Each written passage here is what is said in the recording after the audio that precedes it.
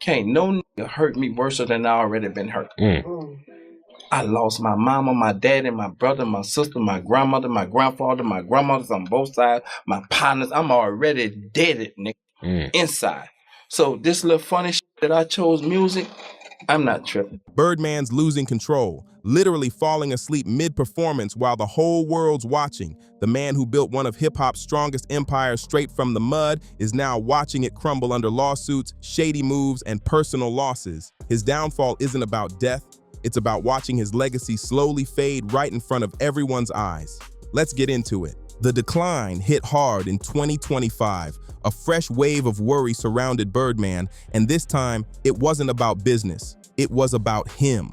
People started noticing something was off with the legend's physical and mental state, and the whispers got louder fast. The OG wasn't looking like his usual self, and fans saw it during the highly anticipated Hot Boys reunion tour, a nostalgic run that brought Birdman back on stage with Lil Wayne, Juvenile, Turk, and BG. It was supposed to be a moment of celebration, their first full squad performance since the year 2000. But instead of cheers, one viral clip turned the internet upside down. In the video, the 56-year-old Birdman suddenly drops his head, standing frozen for about 15 long seconds right behind Turk. The crowd had no clue what was going on until BG had to tap him just to wake him up. I was born in poverty. I was raised by junkies and boys home all my life, so I just thought maybe I'm just a chosen one. The moment spread across every platform in seconds, and fans couldn't believe what they were seeing. Social media blew up instantly. Everyone started talking, posting, and worrying. Comments flooded in with people saying things like, "Birdman needs to put the cup down." The shock was real. And for the first time, it wasn't about his music or money, it was about his health. They started talking about lean, that infamous mix of codeine and promethazine that's been a staple in Southern hip-hop for decades. Some fans swore Birdman's issue was that syrup life catching up to him, while others blamed it on age, saying time was finally catching up with the legend. They pointed out how other industry vets, like Irv Gotti and Fat Man Scoop, had gone through rough patches around that same age. When people tried to make it a big deal, Turk shut it down quick. He said, "I don't know what be going on, man. I'd be in Turk's world doing what I'm doing. They gonna always turn something into something that ain't." Meanwhile, BG laughed it off on Drink Champs, saying the crew thought the whole situation was funny. But that laughter didn't last long, because just a few months later, another clip dropped. This time from an October 2025 Harlem event. And once again, Birdman was caught nodding off on camera. The internet lost it. Birdman's team jumped to defend him, saying it was just exhaustion from a crazy tour schedule, nothing more. But people weren't convinced. Rumors started flying left and right. Talk about lean, a possible relapse, seizures, or deeper health problems filled every corner of social media. Fans were seriously worried about the big homie, and while everyone was talking about Birdman's health, more drama started cooking up. When I come out the boys' home, I went straight to the streets. Cause my pa, he got shot up and he went to jail for a murder. So right after that, the streets became my life. I chose that shit. This time about his private life. Toni Braxton had secretly tied the knot with him in August 2024, only to file for divorce just 2 weeks later. The case got tossed in January 2025, so technically, they're still married.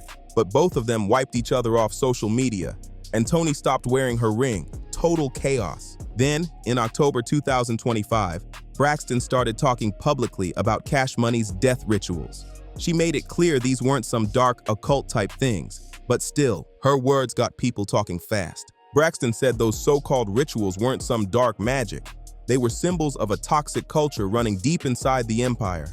She painted a picture of a world where loyalty came with a price.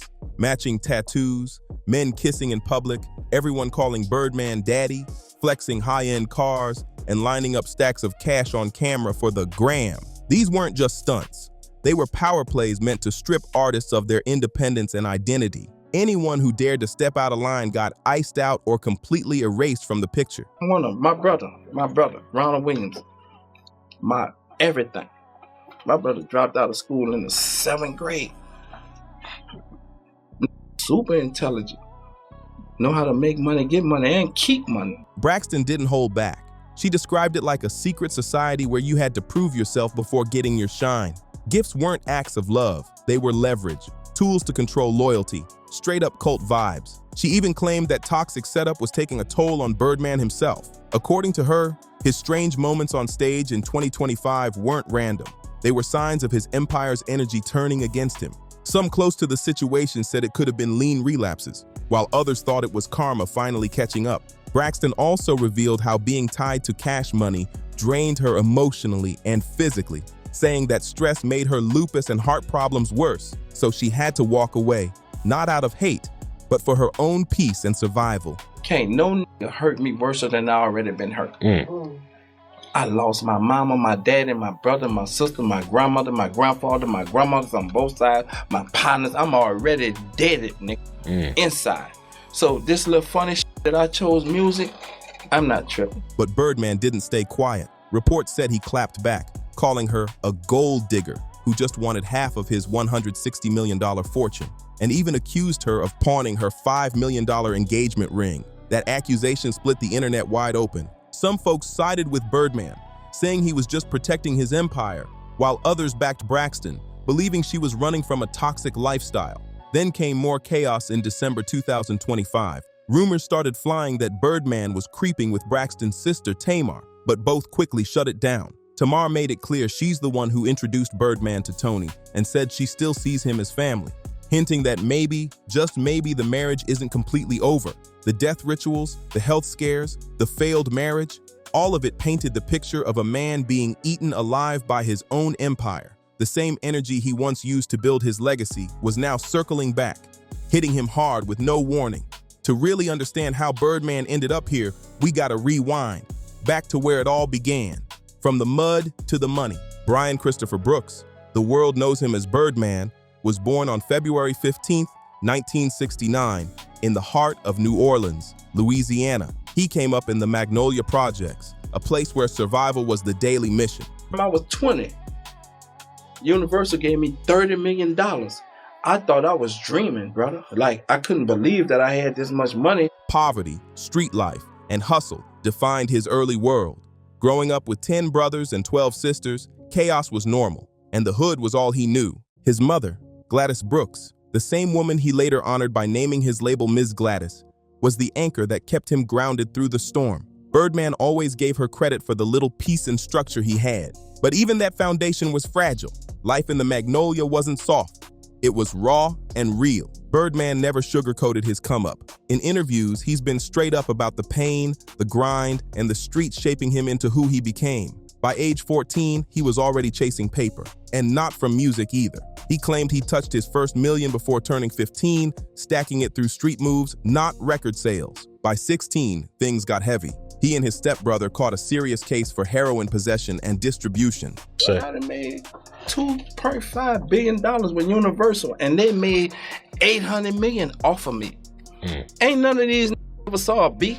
You kept the lights on over there pretty much. Ain't no seen no B in this shit like I have. That charge landed him behind bars for 18 months, a hard lesson that would either break him or make him sharper. And for Birdman, it lit the spark that would later fuel one of hip-hop's biggest empires. In 1991, at just 22 years old, Birdman and his brother Ronald Slim Williams decided to flip their hustle into something bigger.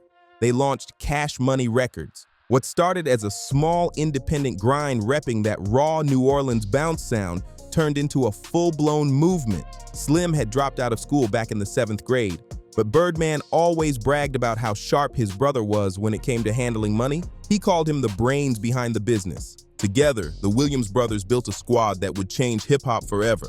The Hot Boys. The lineup, Juvenile, BG, Turk, and a young Lil Wayne, who Birdman discovered when Wayne was only 9 years old. Just a kid, but already spitting like a grown man. Birdman saw potential before anyone else did, calling him a prodigy from day one. If you could take one thing back in your career that you did, you could just take it back, what would it be? My situation with Wayne. That hurt me more than anything, because I love that. And I meant nothing but right. I thought I did right. I changed his life. I changed his mama's life. I changed everything about him. By 1998, all that grind paid off. Cash Money landed a $30 million deal with Universal Records. That bag turned them into instant power players. Albums like Guerrilla Warfare and anthems like Bling Bling had the whole rap game in a chokehold.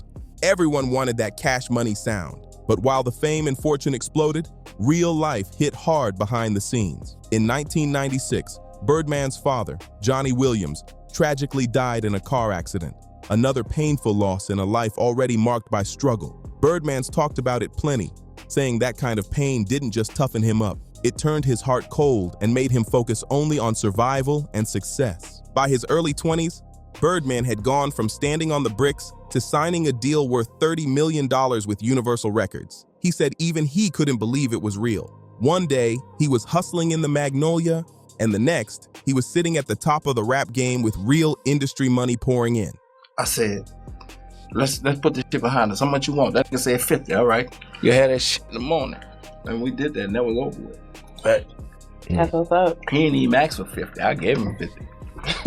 Oh God, he ain't asked for 50. Through the 2000s, Cash Money Records turned into a global machine. Lil Wayne dropped the Carter series and became one of the biggest rappers alive. Then came the new blood, Drake and Nicki Minaj. Both signed under the Empire and took the label's success to a whole new level. The money just kept stacking higher and higher, racks on racks on racks. Birdman's net worth eventually peaked at around $160 million.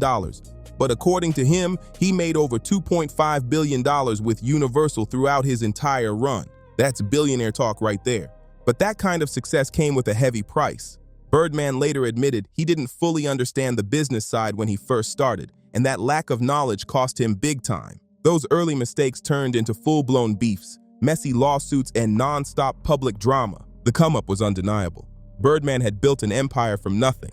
But behind all that shine, the downfall was quietly loading up, waiting for its moment to hit. Man, Fresh, I just wanted to have a clearing relationship with people that I started the business with. Facts. Everybody that I started with, I'm in good space with them. Fresh know what I did. Now know what I did. Wayne know what I did. If not, you think they'll be fucking with me? Yeah. They fucking with me for a reason. The finesse machine, that's what people started calling Cash Money Records. The label was legendary for dropping hit after hit. But behind the charts, there were whispers of artists getting finessed out of their checks. Stories started piling up, albums getting delayed, contracts being locked down tight, and pressure tactics used to keep people quiet and in line.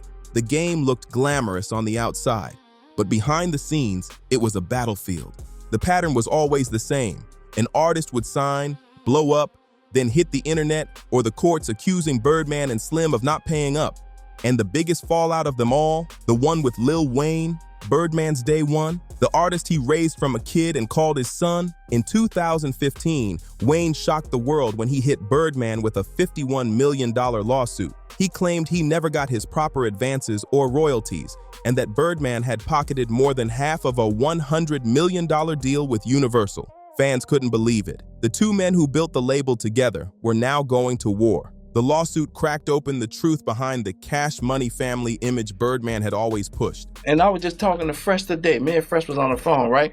And I was telling Fresh, bro, I swear to God, I ain't know nothing about this publishing shit. I didn't know.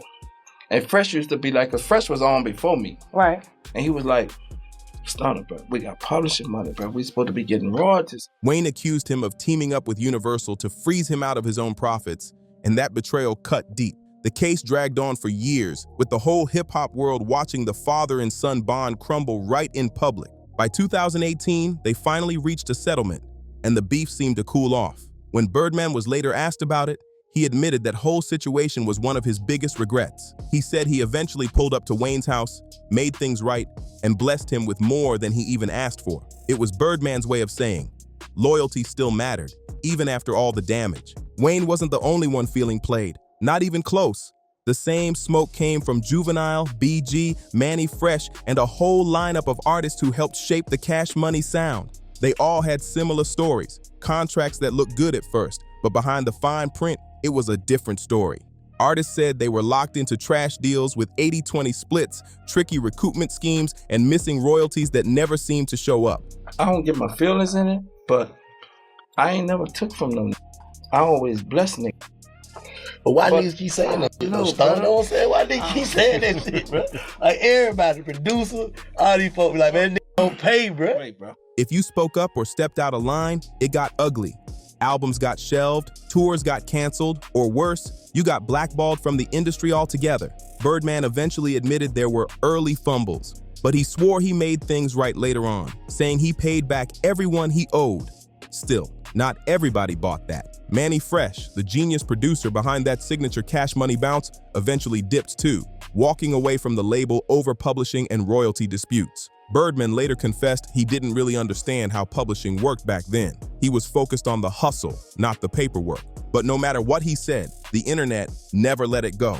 Birdman's name kept getting dragged into comparisons with Diddy and Suge Knight, two other moguls known for their boss-style control. People accused Birdman of doing the same thing, building his empire by squeezing out the artists who helped create it. And when folks called him out online for not paying, Birdman didn't stay quiet. He clapped back hard, standing on his record and reminding everyone that without him, a lot of these legends might have never blown up in the first place. I always looked at Wayne as my son, and I always looked at it like, because I was in the streets, and I thought this might be the last time they ever see me. Damn. Because I was living like that. Right. So I was like, that's what that shit really started from. Beyond the lawsuits and money drama, things got real uncomfortable when people started revisiting how Birdman moved around Lil Wayne back in the day. One infamous early 2000s clip showed Birdman kissing Wayne on the lips, something that had fans and critics talking for years. Birdman tried to explain it away, saying it was just father and son type energy, a sign of love and loyalty, not anything weird. But still, a lot of folks didn't see it that way, and the internet never stopped debating it. Then things got even wilder when Lil Wayne publicly said that Birdman arranged for him to lose his virginity to a grown woman when he was just 11 years old. Many called it disturbing and completely inappropriate, a move critics labeled as predatory and manipulative. That claim cast a dark cloud over their entire relationship, making people see their bond in a whole different light. It wasn't just about music anymore. It was about trust, control, and blurred boundaries that crossed way too far. And I'm ready to die about that and kill about it too. I out-accomplished every nigga that ever did the music business. Yeah. No nigga out-accomplished me. Not one nigga on planet Earth. I gave my life to the game. And I'm prepared. And I'm still prepared to die about this. But more important, I'm prepared to kill about this. Facts. On my mama, and she dead. And while all that was unfolding, Birdman was still trying to expand his empire. In 2010, he and Slim launched a company called Bryan Oil and Gas, LLC, supposedly a big play to get into the energy business. But when people started digging into it, nobody could find proof that the company ever did anything real. Birdman even went as far as getting a pump jack tattoo to promote it. But fans said the whole thing looked like a flex, more for clout than business. Still, through all the chaos, Birdman stood tall and doubled down on his legacy. He always said his wins outweighed any of the drama and claimed nobody in the game has put on more people than him. In his mind, he's the GOAT of giving blessings, the man who turned the streets into millionaires. But the money feuds and family tension weren't even the worst of it, because soon whispers about bodies, betrayal, and street ties inside Birdman's circle would shake his name even harder. When you move like a boss, the streets don't always stay outside. Nah, I just was like, my daughter was kept like, Daddy, why you keep f***ing with you like that? She don't say fucking, but why he keep? I had no idea because I don't listen to the Breakfast Club. I don't listen to the radio, period. You think they were just doing their job or just f***ing with you? Nah, I think he went a little too far with me. I just went there with one intention, just to say, brother, stop playing with me. You don't know me. And now watch how you do with other niggas. Give me the same respect. Sometimes they follow you straight into the boardroom. Back in the late 90s, when Cash Money Records was blowing up, darkness was lurking right behind the fame. Violence started circling the label heavy. Yellow Boy was shot and killed in 1997 after a heated dispute. And not long after, Kilo G was also murdered in 1998. The streets immediately started whispering that these hits might have been connected to Birdman's so-called get-back moves. But just like most street talk, no charges ever stuck. Then came the wildest twist yet, the 2015 tour bus shooting that nearly changed everything. After a Lil Wayne show in Atlanta, his tour bus got sprayed with bullets. Miraculously, nobody got hit, but the situation sent shockwaves through the industry. Court docs out of Cobb County, Georgia later indicted Jimmy Pee Wee Roscoe Winfrey, a known affiliate of Young Thug, on over 30 counts, including aggravated assault. Investigators claimed they found phone records showing calls between Birdman, Young Thug, and the shooter around the same time the attack went down. The feds believe the whole thing might have been retaliation for Wayne's $51 million lawsuit against Birdman and Cash Money. I think NBA Youngboy might be the biggest rapper. I said that 5 years ago. What you mean big when you say big? Ain't no gonna be bigger than NBA Youngboy. Numbers don't lie. Yeah. He the biggest YouTube artist right now in the world.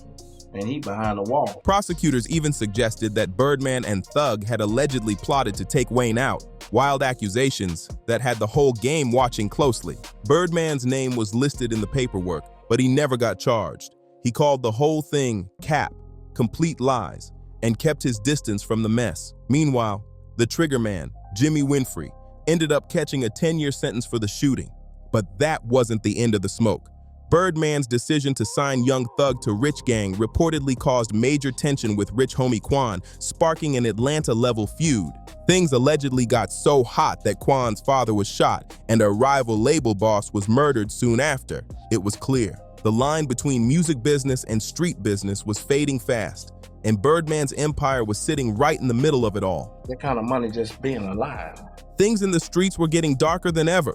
Rumors started swirling about Big Nut, a name that kept popping up in connection to over 50 bodies in the city between 2014 and 2016. The streets were on fire, and somehow Cash Money's name kept getting dragged into the mix. Then in 2017, tragedy hit close again.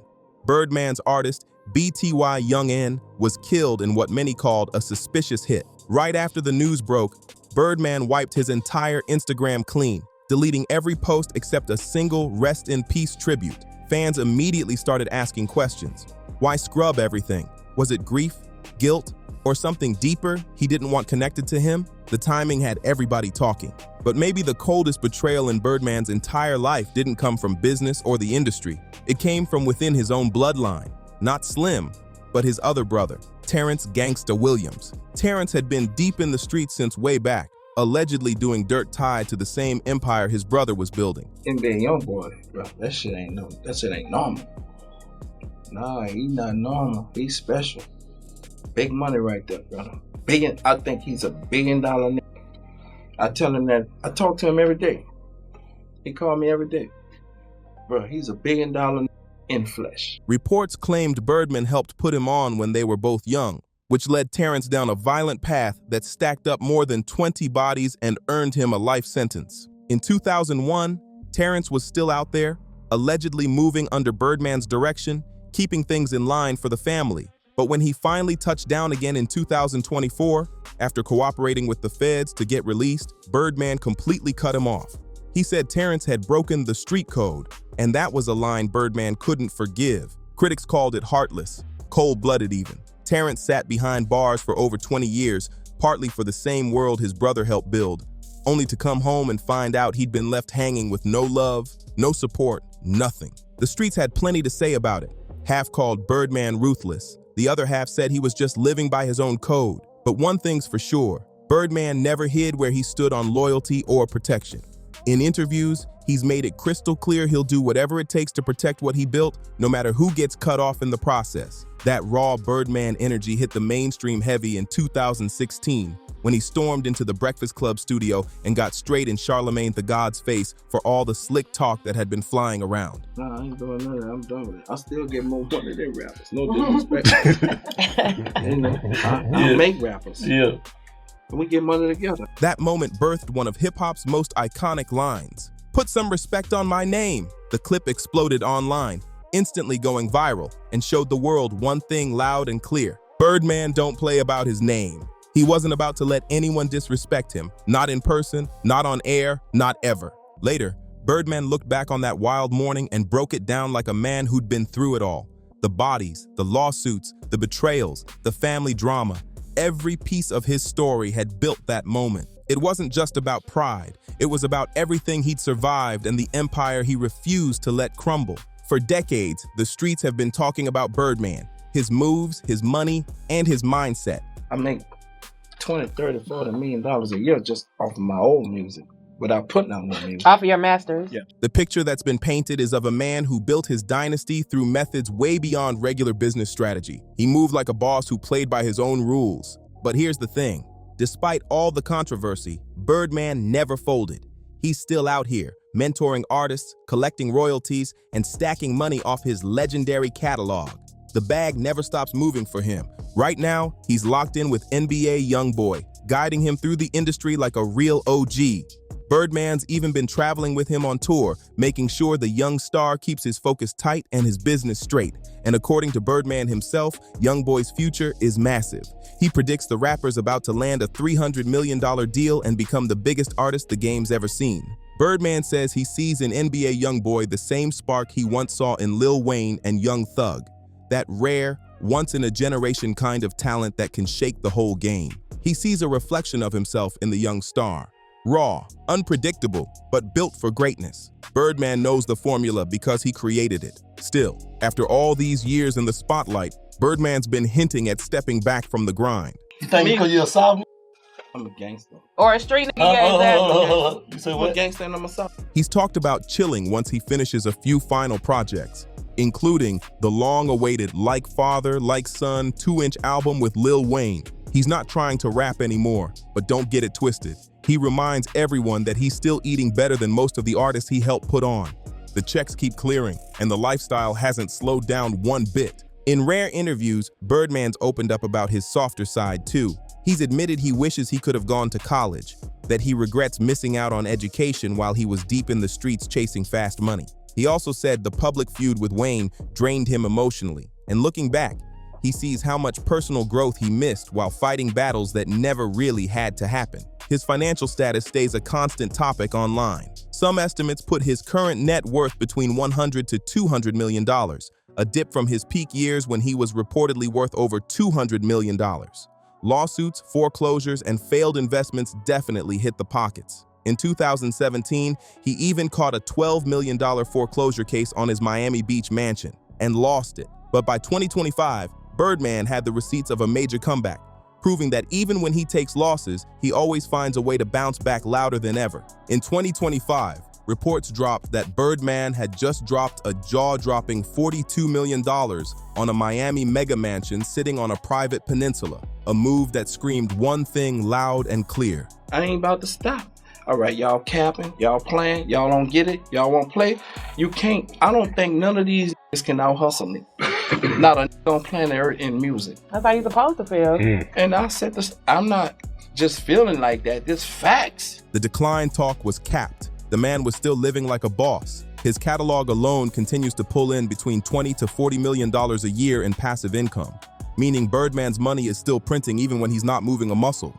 Through every headline and every controversy, Birdman stays defiant. He truly believes the industry has never given him the flowers he deserves, not because of what he did, but because of where he came from. In his eyes, no one from his background has achieved what he's done in the music game. And he stands firm on that, saying nobody, not a single mogul, has done more for hip-hop, for New Orleans, or for the artists he helped create. But when you zoom out, the tragedy of Birdman's story isn't one big downfall. It's a slow burn built over decades. The lawsuits, the accusations, the street ties, the family betrayals, the declining health, and the public embarrassment all stacked up piece by piece. Can't no hurt me worse than I already been hurt. I lost my mama, my daddy, my brother, my sister, my grandmother, my grandfather, my grandmothers on both sides, my partners. I'm already dead inside. So this little funny shit that I chose music, I'm not tripping. No, nobody won't see nobody die anyway. So I ain't tripping, brother. But besides that, I ain't trying to do that shit, brother. I'm not trying to do it. I'm already damaged. I was born damaged. He built one of the most powerful dynasties the culture has ever seen, launching careers for Lil Wayne, Drake, Nicki Minaj, and Young Thug. But the same methods that helped him rise to the top allegedly left behind a trail of broken trust, damaged families, and relationships that could never be repaired. In the courtrooms, in the streets, and in the headlines, Birdman's story has played out like a hip-hop movie you can't look away from. He came straight from the mud, stacked billions, and now stands in what feels like the final chapter of his run, surrounded by controversy and ghosts from his own empire. His health looks shaky, His marriage burned out in just weeks. His brother's still cut off, and his former artists keep calling him out for allegedly playing them dirty. And yet, Birdman keeps it pushing. Every morning, he wakes up thinking about the bag. Money stays on his mind. He still mentors the next generation, still calls himself the biggest boss to ever do it, and swears he's blessed more lives than anyone else in the game. That's his truth, his code.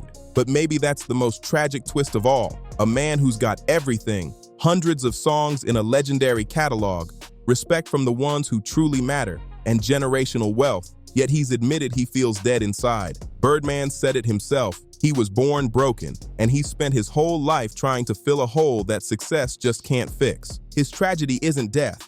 It's living with everything you built, surrounded by the wreckage of how you built it. That's the real L. If you're rocking with this deep dive into Birdman's rise and fall, hit that like button, drop a comment, share this video, and subscribe so you don't miss the next one. Trust me, more stories like this are coming, and you don't want to miss what's next.